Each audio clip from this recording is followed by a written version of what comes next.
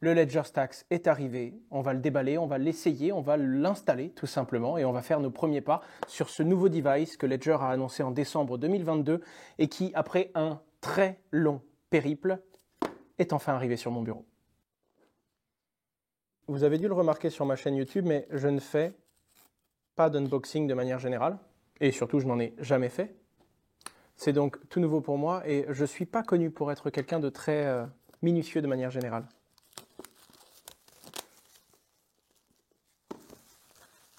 La boîte qui, un petit peu à l'instar du Ledger Stax, a du coup une forme bien différente de la clé et de la boîte rectangulaire qu'on a l'habitude de recevoir quand on commande une clé Ledger. Je vous rappelle qu'à la base, les devices de Ledger, ce sont des clés sous ce format-là. Naturellement, on n'a pas le même packaging. On a tout de suite le device, qui est la première chose qu'on voit quand on ouvre. Le device est super clean, ça fait super propre. Fin, je le pensais un petit peu plus épais que ça, avec le gravage du nouveau logo de la chaîne Asher, mais je vous en montre pas trop parce qu'on aura une toute nouvelle direction artistique qui va être mise en place sur la chaîne YouTube, mais sur tous les autres channels très bientôt. Et ce petit film qui vient protéger l'écran.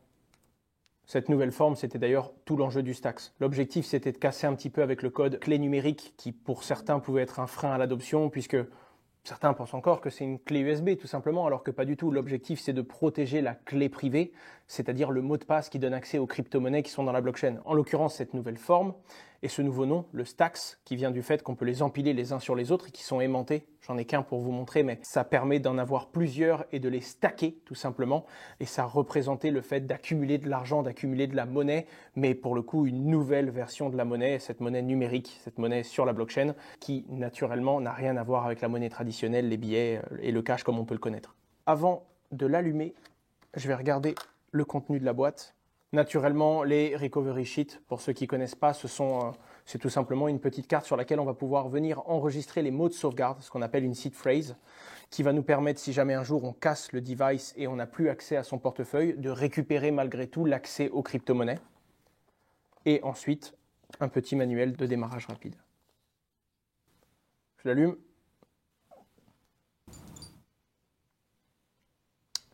C'est super satisfaisant. Déjà, je ne m'attendais pas du tout à ce qu'il y ait un bruit sur le device.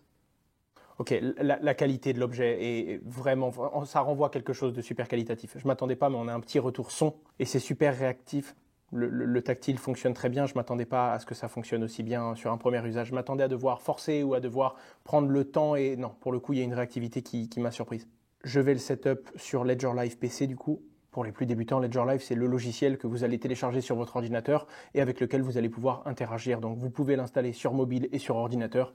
En l'occurrence, pour ce tuto, je vais le faire sur PC. Le Ledger Stax, il a été inventé par Tony Fadell, qui est également l'inventeur de l'iPod, que vous connaissez sans aucun doute, ou encore du Nest. Évidemment, ça a mobilisé une grande partie des ressources de Ledger.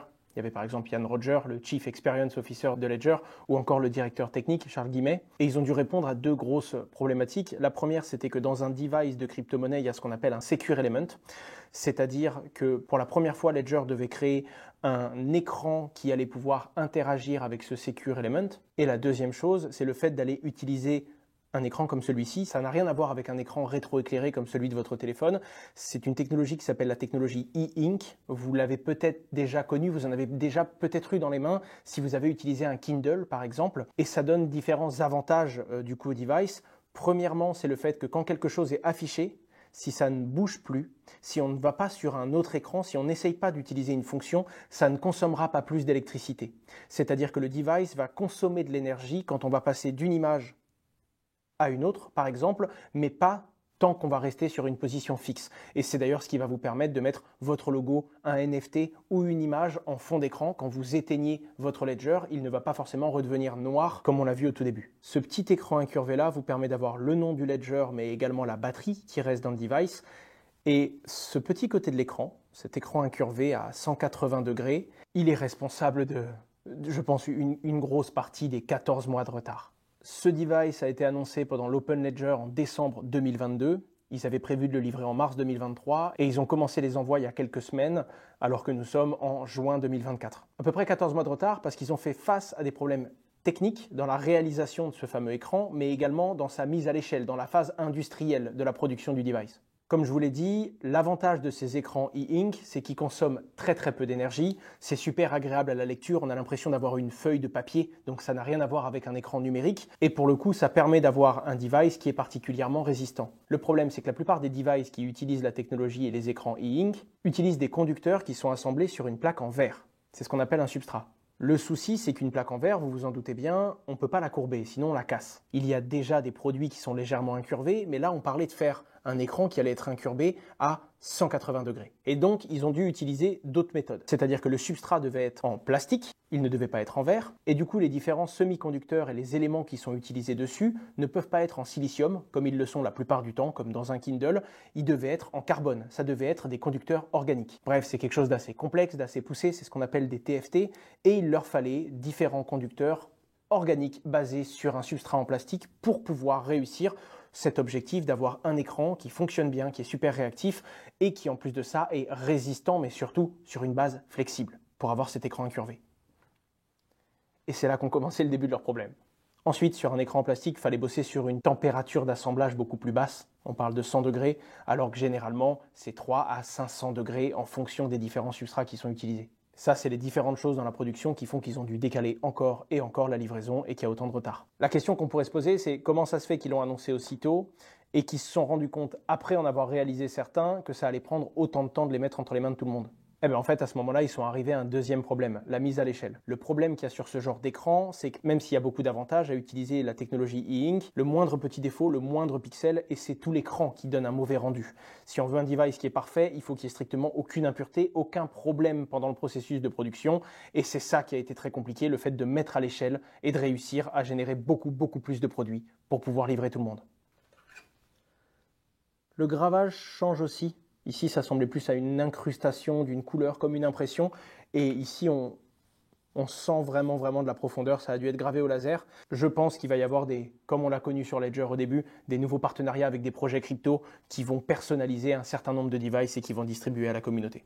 On peut également setup le device sans le connecter à l'ordinateur, mais nous, on a pris la décision d'aller sur Ledger Live, donc on commence tout de suite. Je vous mets un lien dans la description. Il y a des réductions en ce moment sur les clés Ledger. Il n'y aura pas le Ledger Stacks en vente pour le moment. Il est out of stock. Normalement, ça devrait revenir durant la fin de l'été. Évidemment, quand ce sera disponible, vous pourrez vous le procurer sur ledger.com. Dès que vous êtes sur le site, vous pouvez télécharger Ledger Live. En l'occurrence, moi, je suis sur Mac, donc je vais le télécharger pour macOS. Connectez le Ledger Stacks à votre ordinateur. Ce qui est fait, on voit que ça le met en charge ici. Et normalement, c'est ici. Hop, votre wallet n'est pas configuré. Donc vous allez sur My Ledger en bas et vous commencez la configuration. Il détecte que c'est un Stacks. Il a détecté que c'était en français pour moi. Je ne change pas la langue. Quand vous voyez vérifier mon Ledger Stacks, Ledger Live va vérifier que ce soit un vrai et que vous ne soyez pas sur un faux device, sur une copie, et donc que votre clé privée est bel et bien en sécurité. Ensuite, il vous propose la mise à jour. Je vais préparer pendant ce temps-là la petite seed phrase parce que je ne vais pas tarder à en avoir besoin. Et ensuite, je valide manuellement pour que cette nouvelle mise à jour s'installe sur le device. J'en avais fait gagner 10 sur Twitter. On les a commandés à l'époque, mais ils ne sont toujours pas arrivés. Dès qu'ils arrivent, on les envoie aux 10 heureux gagnants, comme promis. À l'époque, le prix du device était de 279 € en précommande. Je pense qu'il sera un peu plus cher quand il reviendra en stock, puisque ce seront des commandes directes. Mais encore une fois, je ne peux pas vous le garantir, je n'ai pas eu de détails là-dessus. J'ai la confirmation que c'est un vrai. Cette fois-ci, il est à jour et on peut poursuivre la configuration. On commence par lui mettre un nom. La saisie est beaucoup plus cool. Et si j'avais dû taper Asher et choisir des lettres avec l'ancien système de Ledger, en fait, toute la communication se faisait à travers 2 boutons. Donc c'était beaucoup plus compliqué, même quand on devait taper une seed, là ça va beaucoup plus vite. Je dois choisir un code PIN. Et maintenant, on doit enregistrer la fameuse phrase secrète, la seed phrase, qui va nous permettre de récupérer et d'accéder à nos fonds si jamais on casse le device. Il faut savoir que vous avez 2 options. Soit on vous demande d'en restaurer une. Si vous avez déjà une clé Ledger, vous pouvez par exemple restaurer votre accès dans le nouveau Ledger Stacks ou alors en installer une nouvelle et c'est ce que je vais faire. Les amis, cette seed, c'est 24 mots. Il faut vraiment en prendre soin et les conserver précieusement. Il me faudrait 20 minutes pour vous faire un cours complet sur les seeds, les différentes méthodes de conservation, à quel point c'est important. Mais pour faire simple, la personne qui a ces 24 mots a tout autant accès que vous à vos crypto-monnaies. Ce qui veut donc dire que ces 24 mots, il ne faut pas les mettre dans la boîte avec le Ledger Stacks, puisque s'il y a un problème comme un dégât des eaux, vous allez perdre le device et sa sauvegarde. Et ce qui veut dire que si vous les donnez à quelqu'un de confiance, il ne faut pas donner tous les mots à une personne de confiance. Généralement, il est d'usage de couper ces 24 mots en 2 ou 3 parties et de les donner à des personnes différentes que vous allez pouvoir consulter s'il y a un problème, mais qui ne vont naturellement pas se réunir pour accéder à vos fonds. Soyez prudent, si vous avez des compétences en informatique, il est même bon de conserver ces mots de façon chiffrée et plus sécurisée, mais prenez-en réellement soin, parce que ce petit bout de papier est, tout autant que votre portefeuille, un accès direct à vos crypto-monnaies et donc à votre argent. Si ça vous intéresse, je vous mets d'autres contenus dans la description pour aller un petit peu plus loin. Une fois que c'est bon, hop, je peux déverrouiller mon wallet. La recovery phrase a été enregistrée. Je peux continuer le process. Ledger vous rappelle encore une fois qu'il ne faut pas le partager, qu'il ne faut pas le perdre, qu'il faut en faire très attention. Il vous déconseille même de faire des photos et de le conserver sur un ordinateur. Je ferai une sauvegarde numérique de mon côté. Installer les applications. Là, vous allez installer les différentes blockchains que vous utilisez. Si vous êtes débutant, Bitcoin, Ether, ça fera largement l'affaire. Si vous connaissez déjà la blockchain, je pense que vous avez vos préférences. Et depuis le début de l'installation du device, donc en quelques minutes, on a rechargé le device. Il était à 85% tout à l'heure, il est à 100%. Donc je pense vraiment que ça consomme très très peu d'énergie. Et pour le coup, ça doit se charger particulièrement vite. De toute façon, avec un device aussi fin, on ne doit pas avoir une batterie très très grosse non plus. Mon Ledger Stacks est prêt. J'ai terminé mon installation. Évidemment, Ledger vous propose différentes choses, différentes fonctionnalités comme transférer vos crypto-monnaies directement. Si vous en avez, vous pouvez aller dans cette section-là, en acheter en passant par un des partenaires de Ledger, sachant que vous pouvez en acheter sur d'autres plateformes d'exchange, sur d'autres sites, ou pourquoi pas vous en avez peut-être reçu de certains de vos amis qui vont vous demander une adresse, ou vous pouvez personnaliser le fond d'écran. Donc bon, là, il faut choisir un NFT ou télécharger une image à partir de votre ordinateur, mais ça va vous permettre en fait de vous créer un écran de veille. Il propose différents réglages. Je confirme le contraste. Et j'ai mis le logo de la société Meria. Simple, c'est assez rapide et pour le coup, ça va permettre de vraiment personnaliser. Je pense qu'on peut aller beaucoup plus loin du coup et mettre des images plus complexes. Naturellement, vous avez les paramètres du device. Vous pouvez évidemment modifier votre mot de passe et le temps qu'il met pour se bloquer automatiquement. Vous pouvez modifier le son. Moi, je vais le laisser. Je trouve ça particulièrement agréable. Et vous pouvez également changer le nom et le langage du device. Et ensuite, vous allez naturellement avoir les différentes options et paramètres comme vous l'aviez déjà sur Ledger quand vous allez interagir avec une blockchain en particulier, quand vous allez lancer l'application Ethereum ou une autre. Et ensuite, ça fonctionne comme une Ledger habituelle. Imaginons par exemple que vous voulez recevoir des bitcoins, vous lancez l'application Bitcoin sur votre téléphone, vous allez sur Ajouter un compte, vous allez choisir Bitcoin, vous faites Continuer. Ça va vous générer une adresse, une clé publique Bitcoin. J'ajoute un compte. Terminé. Et ça a rajouté Bitcoin Test sur mon compte. Je peux maintenant recevoir directement. Ça va vérifier sur mon appareil que c'est bien le bon device et ça va me donner une clé publique que je vais pouvoir transmettre. L'avantage, c'est que ça peut afficher la clé publique en une seule fois. Sur Ledger, on était obligé de la lire en 2 ou 3 coups. Je peux donc vérifier, confirmer que c'est la bonne et une fois que c'est bon, quitter l'application et transmettre cette adresse pour que quelqu'un puisse m'envoyer des fonds. Pour le reste des interactions, c'est toujours la même chose, c'est-à-dire qu'au moment où vous allez devoir signer une transaction et la valider avec votre device, vous allez tout simplement devoir le connecter à votre téléphone ou avec votre ordinateur afin de signer et valider toutes les transactions que vous voulez exécuter. Voilà tout pour cette présentation du Ledger Stacks. Pour conclure, je suis plutôt agréablement surpris. Je ne m'attendais pas à avoir du coup un écran à la Kindle aussi qualitatif, plutôt réactif. Je m'attendais vraiment pas à ce que ce soit aussi agréable. Généralement, c'est plus long, même sur Kindle, c'est plus long.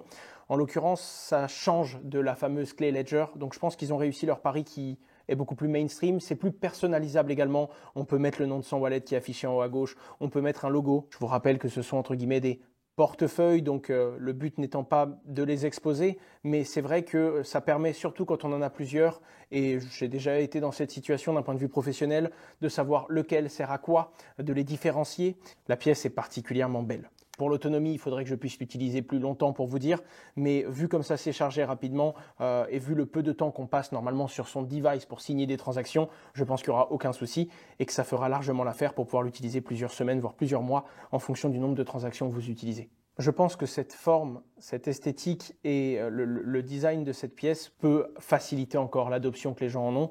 Il existait déjà des portefeuilles avec des écrans, mais le côté Kindle donne une touche particulière, une touche très papier, et pour le coup, généralement, ils sont beaucoup plus épais, que ce soit pour des questions de sécurité ou que ce soit également pour pouvoir justement avoir une batterie qui tienne dans le temps. Pour le coup, le Stacks ne semble pas avoir ce problème.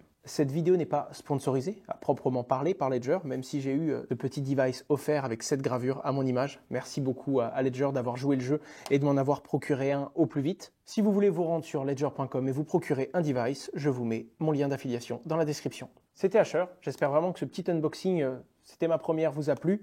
Vous avez dans la description tout plein de liens pour aller plus loin, pour comprendre également la production du Ledger Stacks, mais surtout pour vous renseigner. Et si vous avez des questions, n'hésitez pas à les poser, je répondrai personnellement aux commentaires sous la vidéo. Abonnez-vous, n'hésitez pas à mettre un petit pouce bleu et à suivre la chaîne. Au revoir.